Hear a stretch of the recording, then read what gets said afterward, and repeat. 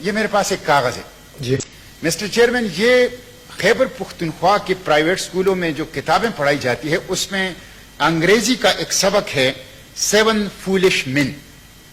اور یہ 7 foolish men کہا گیا کہ یہ بنیر سے تعلق رکھنے والے تھے. جی اب مسٹر چیئرمین آپ خود سابقہ قبائلی خطے سے ہیں. آپ پختونوں کو جانتے ہیں کہ انہوں نے سکھوں کو ریزسٹ کیا, انہوں نے انگریزوں کو ریزسٹ کیا.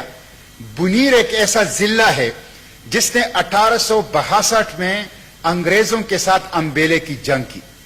آپ ڈبلیو ہنٹر کی کتاب اور انڈین مسلمان, آپ والکیرو جو آخری گورنر تھا خیبر پختونخوا کا, ان کا دی پٹھان اور باقی کتابیں پڑھ لیں, آپ کو پتہ چل جائے گا. وہ کہتے ہیں کہ بنیریوں نے 1862-63 میں انگریز فوج کو, جس کے سلطنت میں سورج غروب نہیں ہوتا تھا, جس کی سب سے بڑی آرمی تھی, اس وقت کی جدید ترین اسلحے سے مسلح تھی, ان کو 2 مہینے تک امبیلے کے اندر روکے رکھا. اور انگریز کہتے ہیں کہ جب ہمارے گنز فیل ہو گئے تو ہم نے گولڈ استعمال کیا, کچھ خان خوانین کو خریدا اور کچھ لوگوں نے تقسیم کے اور نفرت کے بیچ بو دیے پختونوں کے درمیان, جس کی وجہ سے انگریز وہاں سے مکمل شکست سے بچ گئے. لیکن انہوں نے بنیریوں کے ساتھ معاہدہ کیا کہ ہم آپ کے معاملات میں اور آپ کی زمین میں اور آپ کی مٹی کے اوپر قدم نہیں رکھیں گے. مسٹر چیئرمین, ڈبلیو ہنٹر کہتا ہے اور انڈین مسلمان میں کہ اگر بنیری کامیاب ہو جاتے تو لاہور کی گورنر ہاؤس تک ان کو روکنے والا کوئی نہیں تھا. یہ ایسے لوگ کہ جنہوں نے سکھوں اور جنہوں نے فرنگیوں کے خلاف اپنی مٹی کی, اپنی آزادی کی, اپنی غیرت کی تاریخ رقم یہ ہے.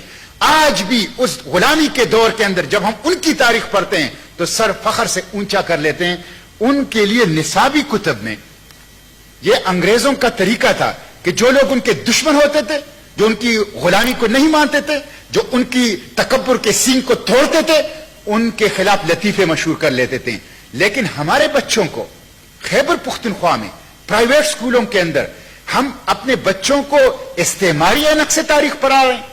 ہم ان کو وہی نفرت انڈیل رہے ہیں جو استعمار نے یہاں پہ جس کا بیج بویا تھا, اور ہم اپنی غیرت کی اور بہادری کی اور آزادی کی اور حریت کی اور قربانی کی وہ تاریخ اپنے بچوں کو نہیں دے سکتے. یہ شرم کی بات ہے, یہ حکومت کے لیے شرم کی بات ہے.